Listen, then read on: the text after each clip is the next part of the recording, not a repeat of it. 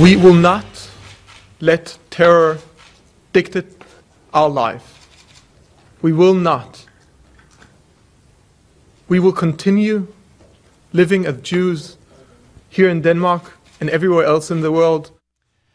We are told it is all about freedom of speech, something many Europeans covet, as discussed here in America. But the weekend attacks in Denmark tell us much more about what is happening now in Europe.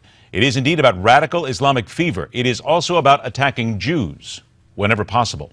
Let's get the ground level view of things. Let's welcome into MidPoint. He is a news anchor and reporter for TV2, a publicly owned television station in Denmark.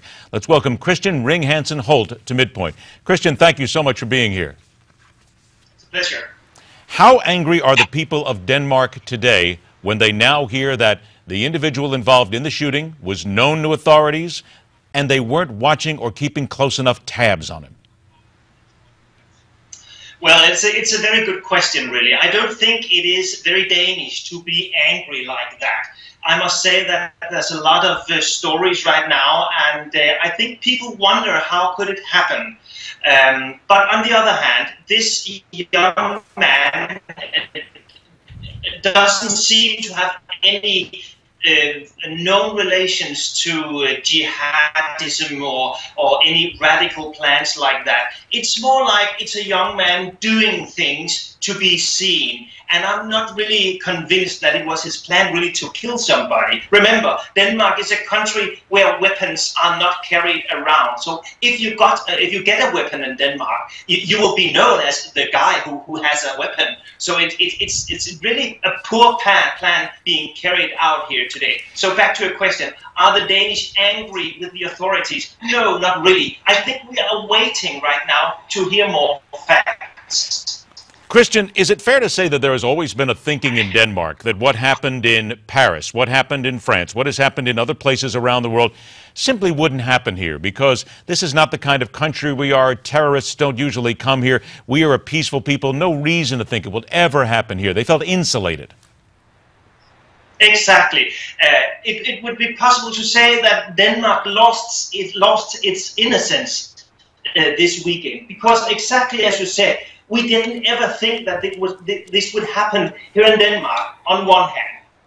But on the other hand, remember, Denmark was the country from where the cartoons came, where the cartoons of Muhammad, the prophet, with a bomb in his turban was drawn by the cartoonist Kurt Vestergaard. And the cartoon crisis, as it is called in Denmark, in 2005, widely opened the Danish eyes towards the world. Wow, the Danish said, the world can be that angry with Danish people and the Danish newspaper printing Muhammad with the cartoon. That was really where it started. And since there, in 2005, there's been a sort of movement, a sort of awakening, I would say, because afterwards, nobody really dared to show these cartoons again. They were very expensive, people died because of the cartoons, and because of the Islamic societies, they were very angry with the Danish authorities, with the Danish people, because we printed these cartoons. And since 2005, this movement has been going on. Nobody's really daring to show them today. My television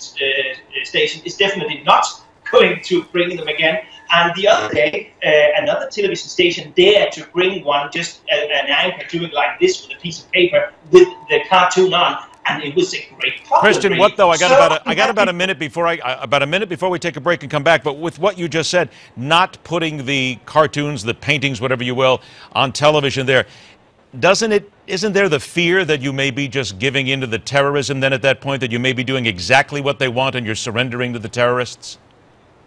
Sort of, yes.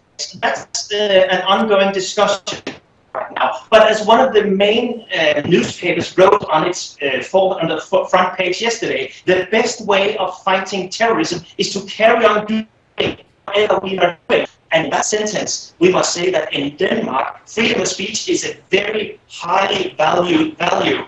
And I think the Danes want to express themselves exactly as they used to, and that's including the cartoons too. All right, I want you to please stand by, if you will, for just a moment. We have to take a break, come back. You being in television, you certainly understand that. But we have so much more to talk about. It is the other side of this story and what we alluded to a little bit earlier. This is part of what many people are pointing to as the continuing rise of anti-Semitism in Europe. It is a rising furor of those who consider themselves an underclass living in many of these countries, and they believe they are being discriminated against. Meantime, you have the Prime Minister of Israel telling Jews, come home to Israel. You would be safe here. That's causing some backlash. We will discuss that facet of the story when we continue on MidPoint, where we question everything.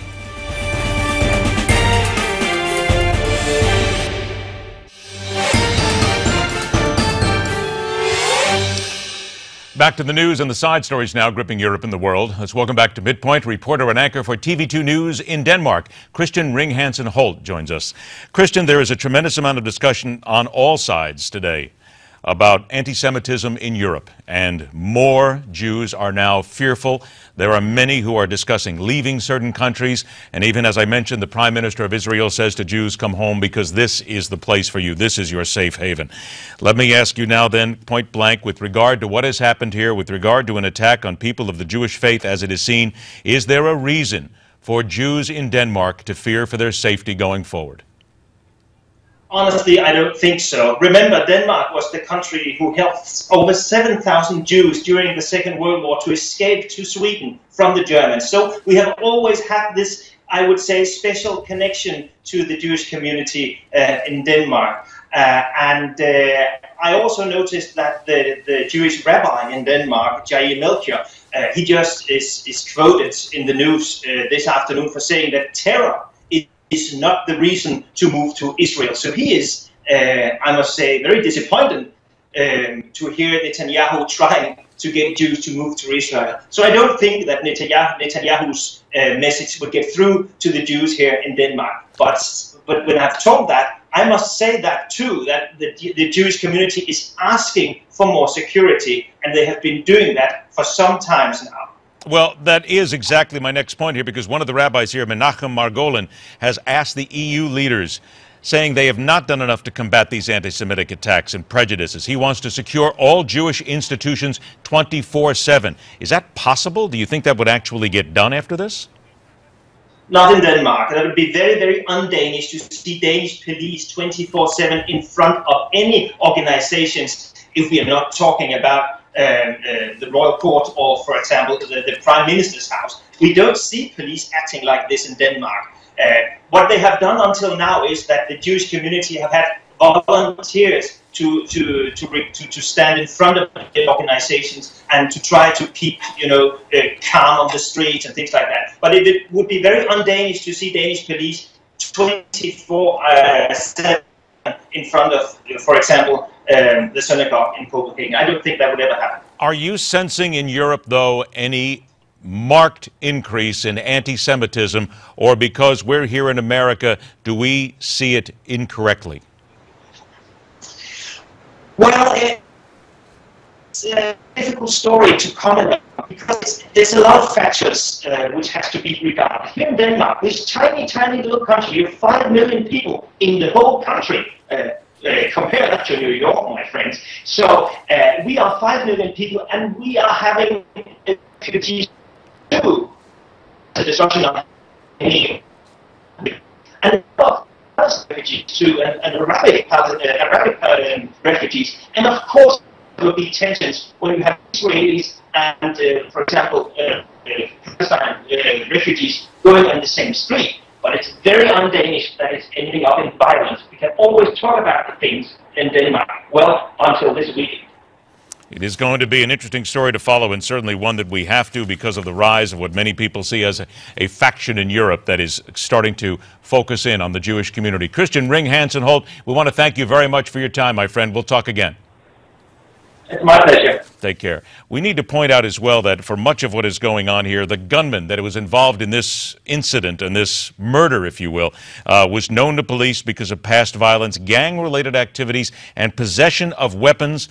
The authorities there are still believing that this was a copycat attack more than anything else. This was not, and at least this is what they are saying early on, they do not believe that this is part of an ISIS cell, if you will, even though we do need to point out that they have arrested 2 other people in charge, at least charge them with this. 2 men detained on Sunday in raids. They are saying that they were at least helping, if not involved, in what the gunman was doing. So it is something that we're going to have to watch. It's interesting when he said that this is very un-Danish. He's certainly right. He's certainly right. That's exactly what happens here when he says that this is an un-Danish thing, because as he pointed out as well, and again, we know that some of it was a little bit difficult for you to hear simply because of the technical difficulties here, but this is a country of only 5 million people. They don't expect something like this. They don't expect or look for something like this. They don't expect that terrorism would ever strike this country. So what they are going to have to do now, I think, is pull themselves back in, re-examine what's happening in their own communities, and just see what they have. I think that certainly there's going to be other organizations that will get involved. I know that the Danish authorities are going to talk to others as well. They're going to talk to those in America, those in France, and those who have had this experience here in the last several months, and see how they dealt with it and see how they are going to be able to care for it. It is a question, and it is something certainly that we're going to have to follow, because there are so many people now that are wondering if this is simply nothing more than another attack on the Jewish community, and that this is part of any sort of a concerted effort, despite the fact that they seem to think that some of this is merely that quote-unquote lone wolf, as we have talked about many times before. All right, let's move on. Later on this hour here on MidPoint, the Sunday Smackdown, the bluster and luster, and so much more when we continue right here.